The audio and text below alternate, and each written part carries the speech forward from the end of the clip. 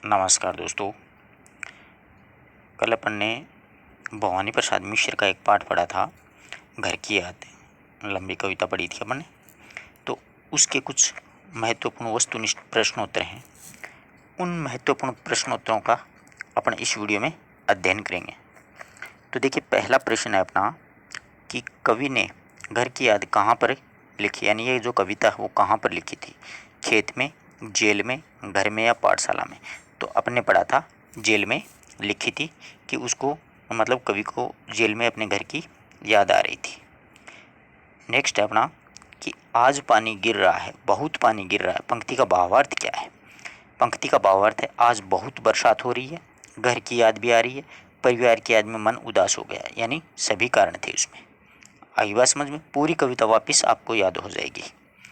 प्राण मन गिरता है, पंक्ति के अनुसार बताइए कि कवि का प्राण मन क्यों गिरता है। कि क्यों? जेल की यातनाओं के कारण? नहीं। जेल के कैदियों का सा व्यवहार करने के कारण घर की याद आ रही है, इस कारण है ना उसका प्राण मन गिर रहा, मतलब घबरा रहा है, बहुत ही वो परेशान था। घर नज़र में तिर रहा है, पंक्ति का तात्पर्य क्या, मतलब क्या भावार्थ है?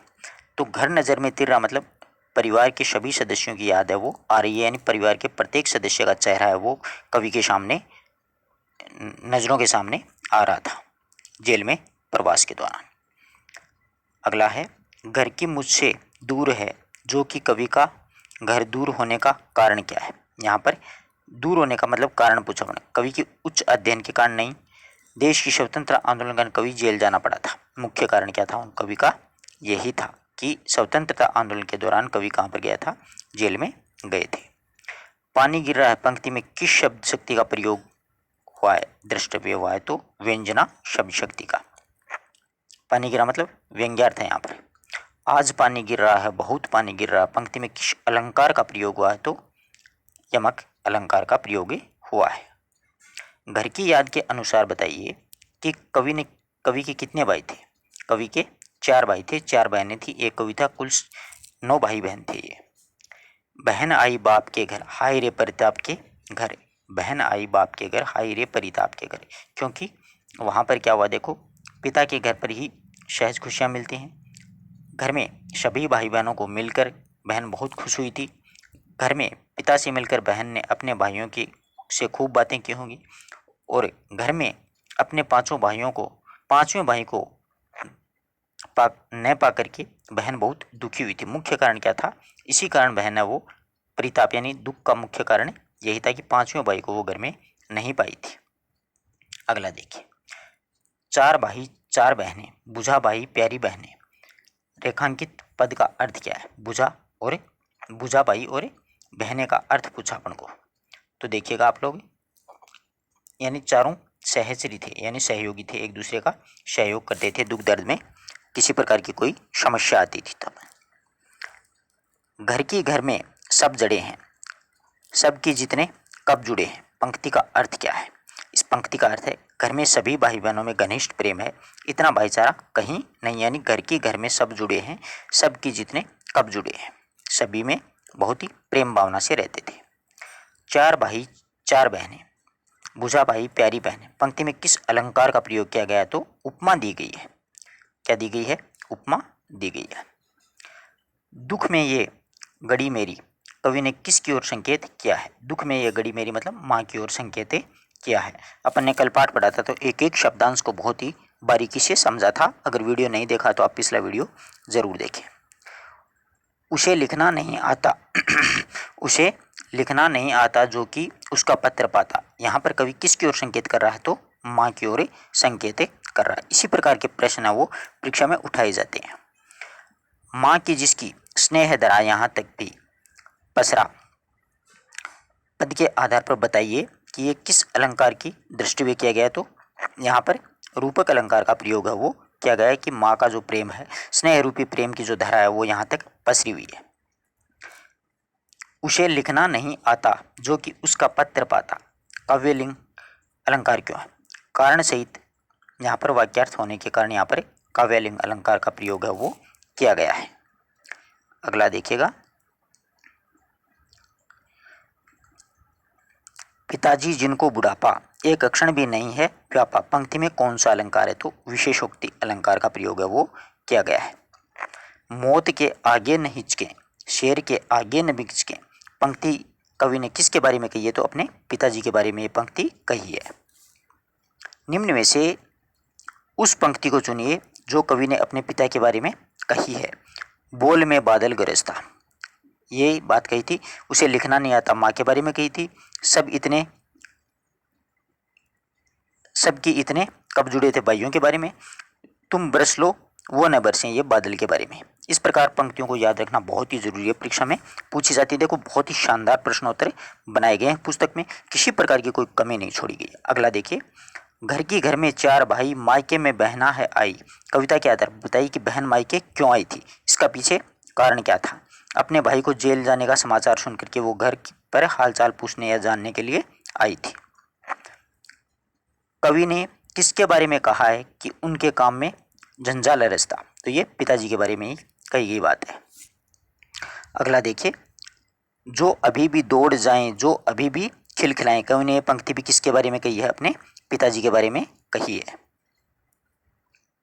अगला देखिएगा, उस विकल्प को चुनिए जिसमें उपमा अलंकार का प्रयोग नहीं हुआ है। मौत के आगे न बीच के, यहाँ पर कोई उपमा नहीं दी गई है। अब देखो, बोल में बादल गरजता है, काम में झंझाल गरजता है, भाई बुझा प्यारी बहनें, सभी में उपमा अलंकार का प्रयोग हुआ है। देखो कितने शानदार प्रश्नोत्तर निकाले गए हैं, बहुत ही अच्छी पुस्तक है। अगला देखिए, खूब मुदगल हिला है लेकर, मूठ उनकी मिला है लेकर, कवि ने यह पंक्तियां किसके बारे में कही हैं? तो ये पिताजी के बारे में कही हैं। यानी वो जब व्यायाम करते हैं, कसरत करते हैं, तब की बात है ये। देखो पंक्ति आपको याद आ रही है ना, जब नीचे आए होंगे नैन जल में से छाए होंगे। कवि के पिताजी के नैन क्यों भर आए? क्योंकि बेटे भवानी की याद आने के कारण, कि चार बेटे तो हैं, पांचवा बेटा है वो जेल में है, इस कारण से। आगे देखिएगा, खेलते या खड़े होंगे, नजर उनको पड़े होंगे। यहाँ पर उनको शब्द किसके लिए आया है? पिताजी के लिए आया है। पिताजी जब व्यायाम करके ऊपर से, छत से ऊपर से नीचे आए थे, तो वो ऐसे, मतलब उनके जो और बच्चे थे, चार और बेटे थे, वो तो खेलते या खड़े होंगे, नज़र उनको पड़े होंगे, मतलब उनको, मतलब पिताजी को पड़े होंगे। जबकि पांचवा भवानी है वो कहाँ पर है? जेल में। रो पड़े होंगे बराबर पांचवें का नाम लेकर, पंक्ति के आधार पर बताइए पांचवा किसके लिए है? तो पांचवा बेटा जो जेल में है, मतलब खुद कवि के लिए। घर की याद कविता के आधार पर बताइए कि कवि के माता पिता कितनी संतानें थी? तो 9 संतानें थी। कभी 4 भाई 4 बहन करके आप 8 उत्तर मत कर देना, एक कवि स्वयं खुद भी था। अगला देखिएगा, अगला प्रश्न देखिए, आज उनके स्वर्ण बेटे लगे होंगे उन्हें टेंटे, यानी गौण छोटे। पंक्ति के आधार पर बताइए कि कवि के पिताजी को चारों बेटे कमतर क्यों लग रहे? क्योंकि उसमें क्या नहीं था, एक सोने पे सुहागा, वो जो बेटा भवानी था वो देश के लिए जेल में गया हुआ था, सोने पे सुहागे वाला। देखो अगला देखिए, पिताजी कहते रहे प्यार में बहते रहे, पंक्ति में किस अलंकार का प्रयोग किया गया? तो यमक अलंकार का प्रयोग है। आज उनके स्वर्ण बेटे लगे होंगे उन्हें हेटे, क्योंकि मैं उन पर सुहागा बंधा बैठा हूँ अभागा। उपयुक्त जो पद्यांश है उसमें कौन सा अलंकार का प्रयोग है? तो परिकर अलंकार का इसमें प्रयोग है वो किया गया है। आंखों में किस लिए है पानी, वहाँ अच्छा है भवानी, यह किसने वह किससे कहा था? यानी उसकी माँ ने पिताजी से कहा था कि आंखों में किस लिए है पानी, वहाँ अच्छा है भवानी, यानी जेल में वो सकुशल है, आप क्यों आंसू छलछला रहे हो? तुम्हें देख करके बेटे हैं वो भी रोने लग जाएंगे। अगला देखिए, गया है सो ठीक है, माँ ने पिता से 5वें बेटे के लिए ऐसा क्यों कहा था? इसलिए कहा था क्योंकि वह देश के लिए जेल पर गया था। कह रही थी ना, वो तुम्हारी लीक पर ही चला है, ये तुम्हारी लीक ही। यह कथन किसने व किसके लिए कहा है? तो ये माँ ने पिताजी के लिए कहा है। माँ ने पिताजी से कहा है, वो भवानी प्रसाद मिश्र यानी कवि के लिए। अगला देखिएगा, गया है सो ठीक है, वह तुम्हारी लीक ही है, पाँव जो पीछे हटा था, कोख को मेरी ले जाता। पंक्ति में किस अलंकार का प्रयोग किया गया? तो काव्यलिंग अलंकार का प्रयोग है वो किया गया है। पाँव जो पीछे हटाना, मुहावरे का अर्थ क्या है इसमें? हार मान लेना यानी भाग जाना। कहाँ मैं रोता कहाँ हूँ, धीर में खोता कहाँ हूँ। घर की याद कविता के आधार पर बताइए कि यह कथन किसने किससे कहे थे। ये पिताजी ने कहे थे कवि की माँ को कि मैं रो नहीं रहा हूँ। तुम बरस लो वे न बरसे, यहाँ पर वे शब्द किसकी ओर संकेत कर रहा है, मतलब पिताजी की ओर संकेत कर रहा है। अगला देखिएगा, किंतु ये बस बड़ा बस है और इसी बस से सब विरस है। कवि का जीवन विरस क्यों है? कवि का जीवन विरस है, कवि जेल में है, इसलिए वह घर परिवार से दूर होने के कारण कवि काफ़ी दुखी है। कवि ने जेल में रहते हुए घर पर संदेश भेजने किसे संबोधित किया है, तो ध्यान रखना ये प्रश्न बहुत अच्छा है। सावन को संबोधित किया है। और अपन पढ़ते यहाँ पर अगर ऑप्शन बादल मिल जाए तो वो मत कर देना, ध्यान रखना इस प्रकार के प्रश्न आजकल उठने लगे हैं परीक्षाओं में। अगला देखिए, तुम बरस लो वे न बरसे पंक्ति में किस शब्द शक्ति का प्रयोग हुआ, तो लक्षणा शब्द शक्ति का प्रयोग है वो हुआ है। अगला देखिएगा, और कहना मस्त हूं मैं, यो न कहना अस्त हूं मैं। रेखांकित पद में का अर्थ क्या, मतलब उदास। अस्त का मतलब यहाँ पर क्या लगाया गया है, उदास से लगाया गया है, दुखी से लगाया गया है। और कहना मस्त हूं मैं, कातने में व्यस्त हूं मैं। यहाँ पर कवि ने जेल में रहते हुए किस कार्य के बारे में संकेत किया है, चरखा चलाकर सूत काटने के काम के बारे में कहा है कि गांधी बाबा के कहने पर मैं यहाँ पर चरखा काट रहा हूँ। वजन 70 शेर मेरा और भोजन ढेर मेरा, पंक्ति में अलंकार का प्रयोग हुआ है तो काव्यलिंग अलंकार का प्रयोग है। देखना कुछ बकने देना, देखना कुछ बकने देना, उन्हें कोई शक न देना। कवि संदेश भेजते समय किसे सावधान कर रहा है, तो ये सावन को सावधान कर रहा है कि तुम मेरे बारे में बतला मत देना। कह देना, कहने देना, जागता हूँ आदमी से भागता हूँ। पंक्ति में किस शब्द शक्ति का प्रयोग हुआ है, तो लक्षणा शब्द शक्ति का प्रयोग हुआ है। यहाँ पर सारे साउंड को संबोधित करते हुए कह रहा कवि। हाय रे ऐसा न कहना कि जो वैसा न कहना, पंक्ति में किस अलंकार का प्रयोग हुआ है, तो यमक अलंकार का प्रयोग है वो हुआ है। मैं मज़े में हूँ सही, घर नहीं हूँ बस यही है, किंतु ये बस बड़ा बस, इसी बस से सब विरस, किस अलंकार का प्रयोग किया गया है, तो यमक अलंकार का इसमें प्रयोग है वो किया गया है। भवानी प्रसाद मिश्र का जन्म कब हुआ था, तो ध्यान रखना 1914 में हुआ था। आगे की किस तार सप्तक में भवानी प्रसाद मिश्र की रचनाएं प्रकाशित हुई थी, तो दूसरे तार सप्तक में प्रकाशित हुई थी। भवानी प्रसाद मिश्र ने किस उपनाम से जाना जाता है, तो कविता का गांधी के उपनाम से भी जाना जाता है। भवानी प्रसाद मिश्र को साहित्य अकादमी पुरस्कार कब मिला था, 1972 में।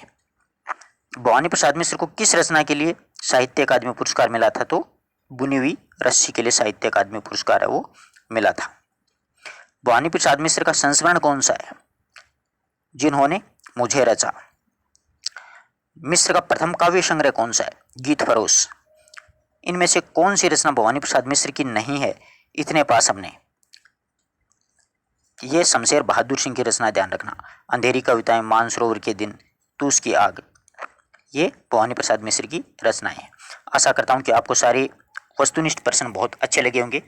आप पहले व्याख्या पढ़ लेना, मैं डिस्क्रिप्शन में उस वीडियो का लिंक दूंगा, और उसके बाद में ये अगर प्रश्नोत्तर आप करोगे तो आपको किसी भी प्रकार का कविता से संबंधित किसी प्रकार का कोई कॉन्सेप्ट है वो डाउटफुल नहीं रहेगा। धन्यवाद दोस्तों। अपने मित्रों तक भी ज़्यादा से ज़्यादा शेयर करें और पुस्तक को भी ज़्यादा से ज़्यादा खरीदें।